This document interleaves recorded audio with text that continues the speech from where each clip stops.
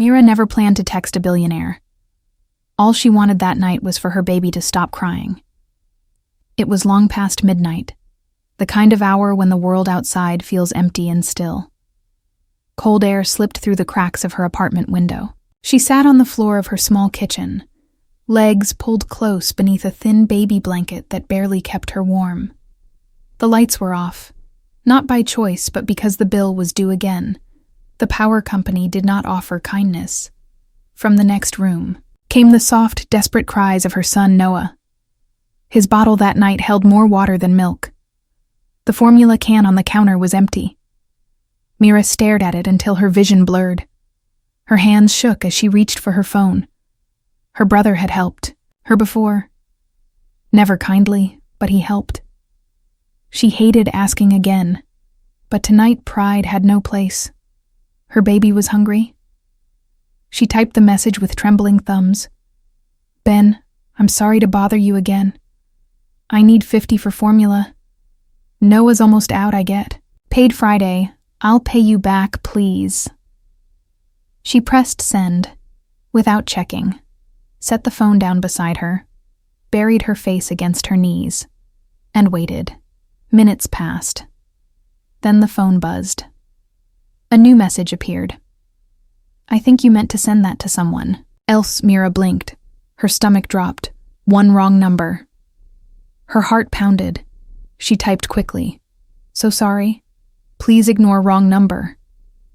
She locked the screen and set the phone aside again. Another mistake added to the pile. Across the city, a man named Jackson Albright sat alone in his penthouse office. The skyline spread beneath him like glass and steel. He never gave out that number. Not to press, not to assistants, only to family. And that list had grown short. He read the message again. It wasn't spam. It wasn't a scam. It was raw. It was real. He should have ignored it. Most nights he would have. Instead, he typed, "Is your baby going to be all right?" When Mira saw the reply, she froze. What kind of stranger asked that? She almost blocked the number, but something in that simple question made her pause. "We'll manage," she wrote. "Sorry again. I can help," came the reply. No strings. She almost laughed. "Thanks, but I don't take money from strangers. Smart policy." He wrote, "I'm Jackson now, not a stranger." She didn't respond. She rocked Noah back to sleep. Tears fell silently down her face, not from sadness alone, but from exhaustion, the kind that builds when life keeps demanding more than you have to give. Later, she opened the chat again. Her fingers hesitated. Then she did something she never thought she would. She sent him her account link. 3 seconds later, transfer received $5,000. She stared at the screen. Her breath caught too much. She typed, "I only needed 50. It's already yours." Came the reply, "No catch one." Less thing to worry about. Mira didn't cry when she lost her job. She didn't cry when the car was taken, or when Noah's father disappeared. But this broke her. Not from pain, but from relief. "Thank you." She wrote, "I don't even know what to say." "You don't have to say anything," he replied. "Just take care of Noah." Her eyes widened. She had never told him her baby's name. Sleep never came easily that night. Even when Noah's small belly was full. She sat in the dark, holding her phone, watching that transfer screen. 5,000 still. They're still real. She wanted to believe it was good, that some kindness could still exist without motive. But people didn't just send money. Not to her. Hours passed before she typed again. "You didn't have to do that," he answered. "I know I wanted to." Across the city. Jackson sat alone in his office chair. He stayed late. Not because he had to, but because going home meant facing silence. The kind that reminds you who is missing. When her next message came. "Why would you help someone like me?" He stared at the screen for a long time before replying. Because once someone helped me when they didn't have to, I never forgot that.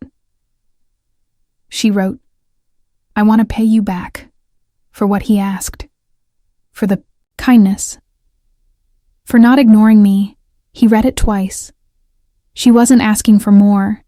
She wasn't hinting for favors, just dignity. And he respected that. Tell me what kind of formula Noah uses. He wrote, I want to send supplies, not money. Only if it's truly... No strings, she said.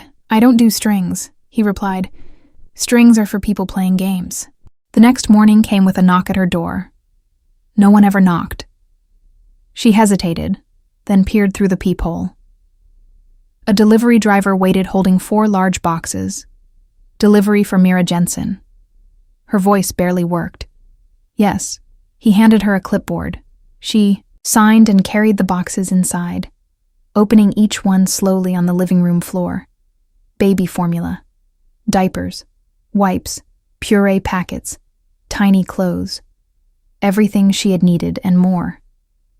At the bottom of one box was an envelope. Inside, a simple note. He should have what he needs. Noah deserves better than just getting by. Jackson. No return address. No logo. No way to trace it.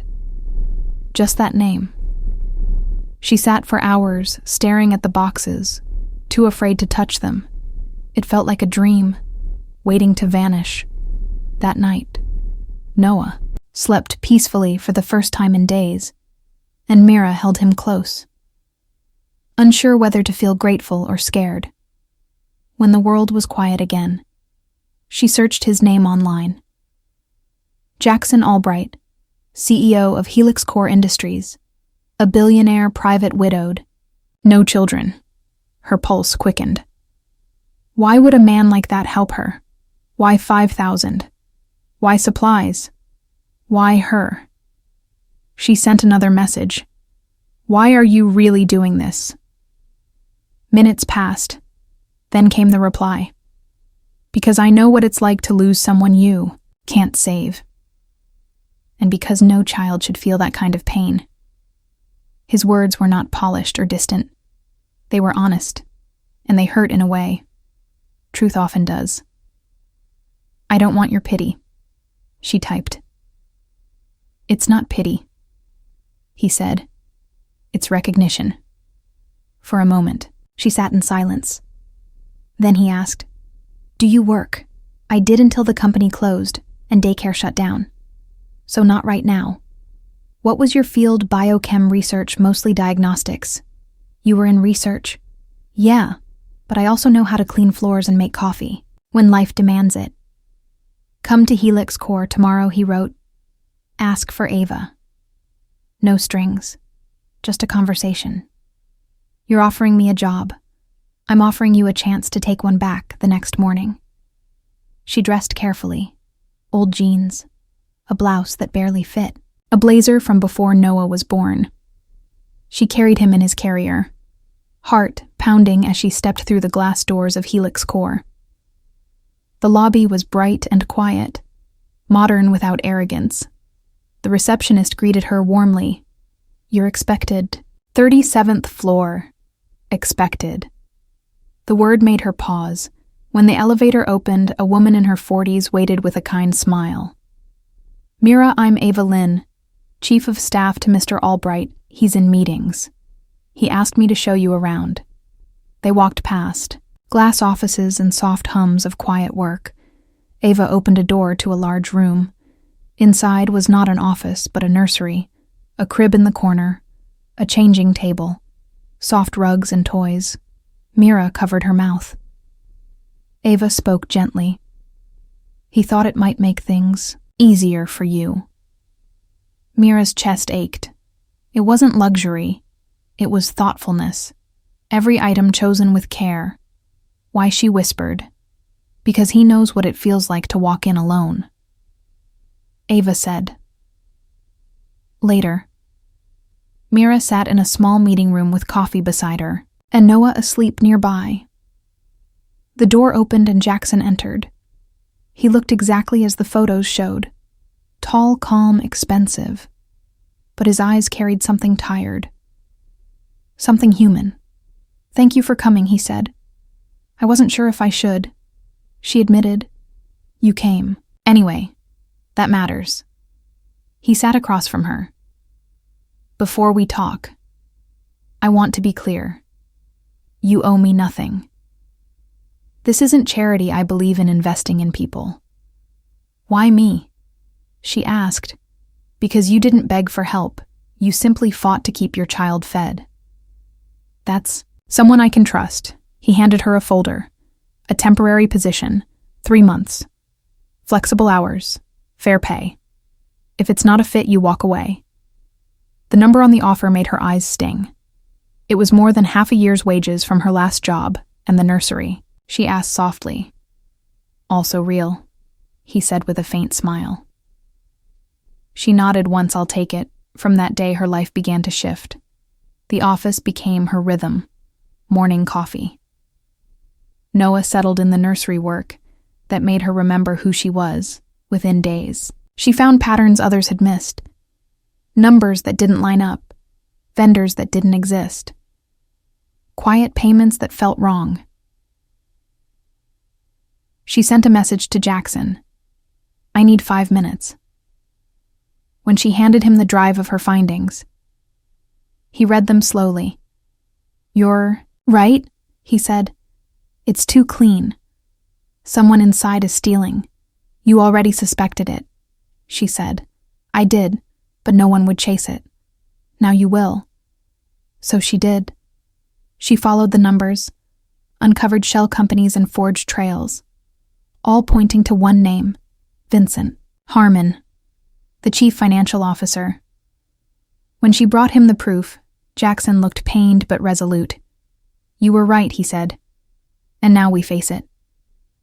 The confrontation came soon after Vincent denied everything, then threatened both of them. Said the board was already on his side. But Mira didn't back down. She had once begged for 50. Now she stood holding truth worth millions. Together they planned. Jackson brought in a quiet ally, a forensic accountant named Keller. They built their case in silence, waiting for the right moment. When Vincent struck first, accusing Jackson of corruption, they were ready. That night, Mira watched her name appear on every news feed. Helix Corps investigating high-level misconduct. Whistleblower exposes internal fraud. She didn't want fame. She wanted justice. By morning, Vincent was removed. The board voted to suspend him. The evidence was undeniable. When Jackson visited her after, he looked exhausted but lighter. "You don't scare easy," he said. "Neither do you," she replied, smiled and picked up Noah, who reached for him without hesitation. "You've earned rest," he said. "Take tomorrow off later." He offered her something more, a permanent position, head of internal audit, build your own team. Full autonomy, she accepted quietly, not out of gratitude, but because she had earned it. Weeks later, she walked into a boardroom, not as the woman who once sent a message by mistake, but as the leader who rebuilt the company from the inside. After the meeting, a board member stopped her. "You did your job so well. It made the rest of us look lazy." "I wasn't trying to look good," she said. "I was trying to protect my child." That night, Jackson found her still working late. "You should be home," he said. "You told me to build a system." She smiled. "I'm building it." "Come on," he said. "Let's get out of here." They walked through quiet streets, city lights reflecting off the glass towers above. "Do you ever think how strange this all is?" she asked. "How it started with a wrong number?" "I don't think it was strange," he said. "I think it was the first right thing that happened in a long time." Later at home, Mira tucked Noah into bed. His tiny hand rested against her heart. The apartment was small but hers, peaceful and safe. She sat on the couch and opened her laptop. A message from Jackson waited. No subject. Just a file. Inside was the screenshot of her first text. Ben, I'm sorry to bother you again. I need 50 for formula. Noah's almost out. I get paid Friday. I'll pay you back. Please. Below. His old reply. I think you have the wrong number. The file was titled, The Accident That Wasn't. A message followed. Thought you might want to keep this, so you never forget what it took to get here. She typed back. You still think it wasn't an accident. Think the universe is better at hiring people than HR, he wrote. She laughed softly, then typed one more line. You ever think about what comes next? Every day, he said, I'd like you and Noah in my life permanently, not just as a team as mine. If you're ready. She smiled through tears, then wrote, Ask me again in person. A moment later, the doorbell rang, and that was how a message meant for someone else became the beginning of everything.